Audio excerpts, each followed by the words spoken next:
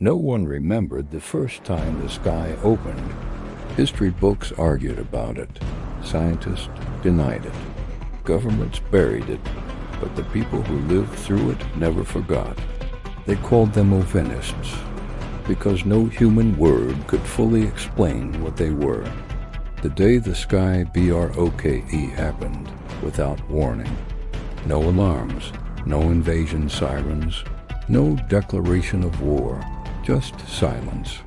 Then the clouds folded, not parted, not scattered.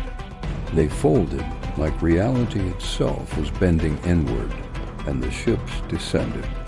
They weren't made of metal, not the way human machines were.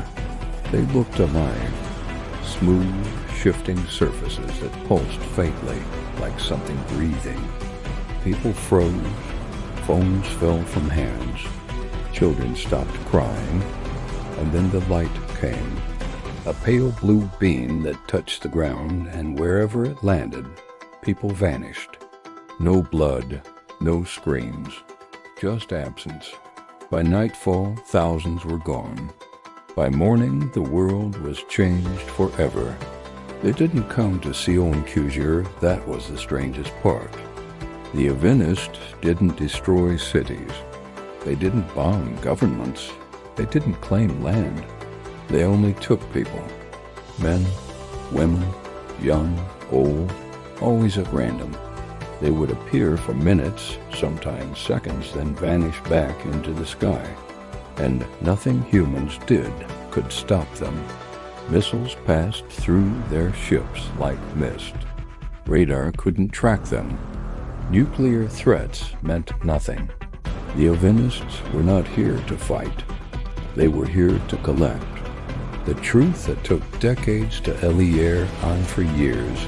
No one knew what happened to the taken. Then one day a woman came back. She fell from the sky outside a small desert town, unconscious, her body scarred with strange markings that glowed faintly under moonlight. Her name was Dr. Elira Vance, and what she told the world broke something deep inside humanity. The slaves of the Estar as the Ovenists were not gods. They were conquerors of a different kind. Their species had mastered space, but lost the ability to reproduce through natural means. They survived by enslaving other intelligent beings. Humans were perfect, adaptable, resilient, emotionally complex. On the Ovenist homeworld, humans were used as laborers, test subjects, builders of vast structures beneath artificial suns. They stripped humans of names, of identity, of hope. Years passed differently there. Some humans aged decades in captivity, while only months passed on Earth, and most never came back. Why the women survived differently, Allah revealed something else, something terrifying. The Ovenists feared one thing in humans, not strength, not intelligence, unity.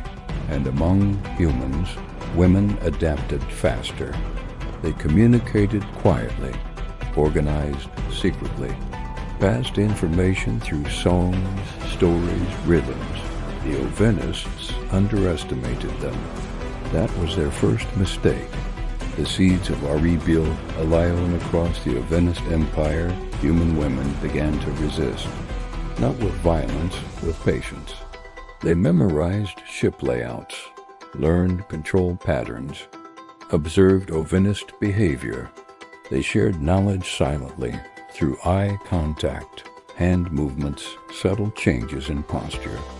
A rebellion grew in the dark, and it had a name. The Mothers of Ash. The woman who her name was Naira Kale.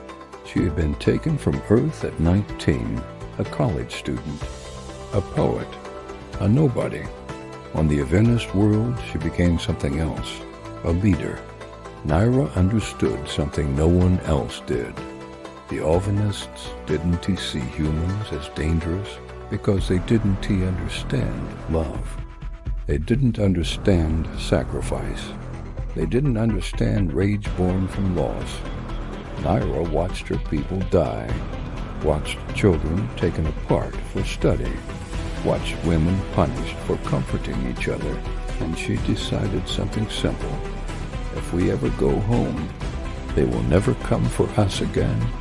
The night the stars built DG the rebellion took decades to prepare, but when it came, it was silent and precise. Human women disabled energy cores, hijacked transport vessels, locked Ovenists inside their own containment chambers. For the first time in history, the Ovenists screamed. Naira led the captured ships back toward Earth, but not to return quietly. To warn. Earth's darkest HEO warned. The ships appeared again, governments panicked. But this time, humans were not taken. This time, ships crashed, and from them emerged women scarred, hardened, alive. They told the truth. They showed proof. They brought Ovenists with them, alive, captured, terrified. The war that FOLOW humanity united like never before. Men and women fought together, but it was the women who led. Scientists, engineers, soldiers, mothers. They reverse-engineered Ovenist technology. They learned their weaknesses, and for the first time, Earth fought back. The fall of the OV ionized, the final battle lasted 6 minutes. 6 minutes to end decades of terror. Human-controlled ships surrounded the Ovenist fleet. Their systems were shut down, their escape routes sealed. Naira stood before the last Ovenist commander. "You made slaves of us," she said. "You took our people," the commander hissed. "You are inferior." Naira smiled. "Then why are you kneeling?" The turning of the Cienche Ein Este decision was controversial, but humanity remembered. The camps, the abductions, the lost generations. The Ovenists were not killed. They were brought to Earth and made to rebuild what they had destroyed. Under human law, human supervision, human mercy, they became laborers, not abused but controlled. They would know what it meant to live without freedom. The new years passed. The skies grew quiet.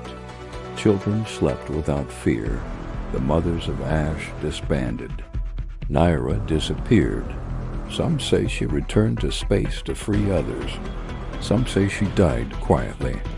But her words remained carved into the first monument built after the war. We were not weak. We were waiting. They came from the stars to make us slaves, but they forgot something ancient. When women rise together, even the universe learns fear.